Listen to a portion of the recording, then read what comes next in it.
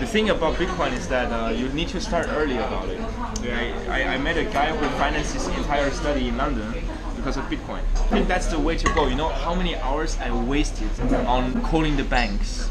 You never know who you're gonna call. You know, sometimes you end up in Manila, and sometimes you end up in offices in India, and they have no clue about. You know what they do? Okay, they say, "Oh, hello, my name is Patila, and I'm so glad to meet you today. How can I help you? Please tell me your name." Blah blah blah, and then it goes on and on and on. And I say, "Okay, so shut up. Okay, I just want to do one thing. Please give me my money. Give me my money." Yeah. I have problems getting money here. Like my card doesn't work at the Bank of China. You can't get money out. Yeah. But I can get money from HSBC. Yeah, but you see, like, that's the thing.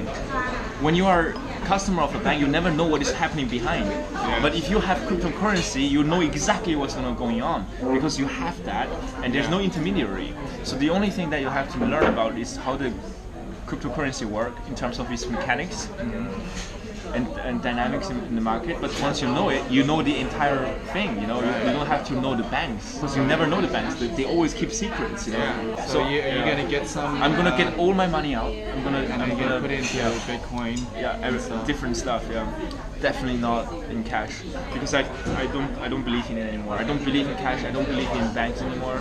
Yeah. You know, I wasted so much time. Oh my god. Yeah. You know, actually, it would be actually cheaper for me if I bought a ticket to UK and went to Barclays Bank, which is my bank, and went there in person and say, "Okay, I am here. You're gonna do this now. Give me my money." And then fly back a week later. It would be actually cheaper than if I waste 100 hours of my time. Where with 100 hours I can make each hour $60. You know? Right. So like, what the? Oh Jesus! Everybody's talking about Bitcoin ever since I got here. That's the reason why you don't invest in Bitcoins. Yeah. Because it's a mania. So everyone talking about it. So the price goes up. Yeah. And the price goes up. Who is gonna benefit? Those people who invested before. Exactly. Right. So I'm not gonna invest in Bitcoin ever. At this point. You know. You're gonna wait a little bit. And that's the thing of betting on the stock market. Betting on any market is actually really, really bad.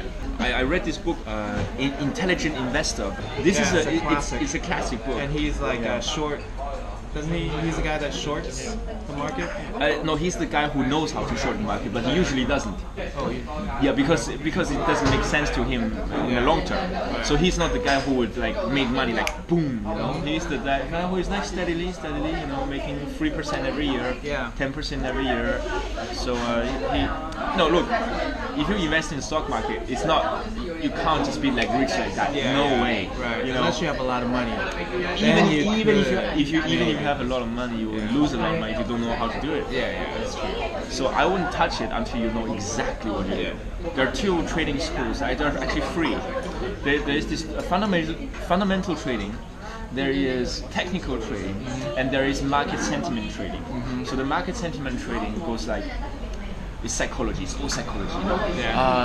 Fear goes up because fear and blah blah blah and stuff like that. So the other school, like the technical one, is like nothing. There's no emotion at all. There's no emotion. It's just price. The price reflects everything, every information you could ever have. Doesn't that thing you're following like a graph? Yeah, or something? The graph is your god. So you follow the graph, you make the projections, you get the SMA and and stuff like that. I mean, I like it. You know, being a nerd, I like it. You know, I studied physics, so I can model everything. But it is not enough. You know, it's not enough. Because you need some theory behind it. You know, you can't just trust the charts because the charts pass and you can't project in the future all the time. You can look in the past and say, okay, this is what it does, but that's looking at it from the past. So fundamental trading is more sensible to me because simply it's a more safe strategy. The first principle, you expect the return to be very low. So you don't expect you're going to make quick money, right? So and the second, the most important principles goes like, it's not about the charts. The charts is the result of things. It's not about charts. It's about great, how good, how high the quality of the underlying stock actually is. It's about the founder of the company you are buying the stock from. It's about the management, person who runs it. the person who runs it, especially when it's a startup. Especially if, for example, Facebook, when you know, if you look at Mark Zuckerberg, he works only like 2 hours a day. You know, nobody's gonna invest in this guy. He has to work freaking like 20 hours a day. And then people would say, okay, that's the guy who actually knows how to do it. But how would you? I mean, where would you look for fundamental? Okay, so here's the thing. The best thing you can ever do is to meet the founder. You meet the founder. So Warren Buffett, when he invests into any company, before he does that, he will meet every single significant person, even the employees. You know, and I suspect this guy. I mean, I would do that. If I say invest in Facebook, right? Before I do that, I talk to the important guys, but I also talk to the very, very, very unimportant guys. You know, I would like dress myself up like a hippie. I would go and go to that shop and ask the guy, how do you feel? How do you feel about your boss? Because if the people don't get inspiration of the boss, the company is not going to go well, especially when it's the startup. It's all about the founder, actually. But that looks like that seems like a lot of work. Yeah, it is a lot of work. That's the work. Okay, so some people would get salary by going to an office and writing some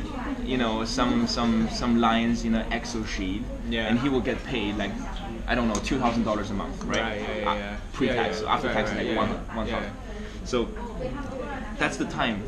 40 hours a week. You focus on some spreadsheet of a boss. Actually, you are creating this. You are actually creating this dream that some other people dreamed about. Like this guy would use you to get his dream done, but you have no clue why you're doing this. Right? But if Warren Buffett or any kind of investor would use exactly the same amount of time, maybe even more, to go to meet the founders, to meet the employees, to see through all the news that is relevant. That's why they can make the money. So what you're saying is putting your time into something else. Yeah, putting your time into. Look, I spent yesterday $600 on some freaking gadgets. Okay. Why do I do that? Because I need it for this video. I'm making this video and I can't do this video without this tripod, right? So this is a $600 tripod? No, it's not a $600 tripod.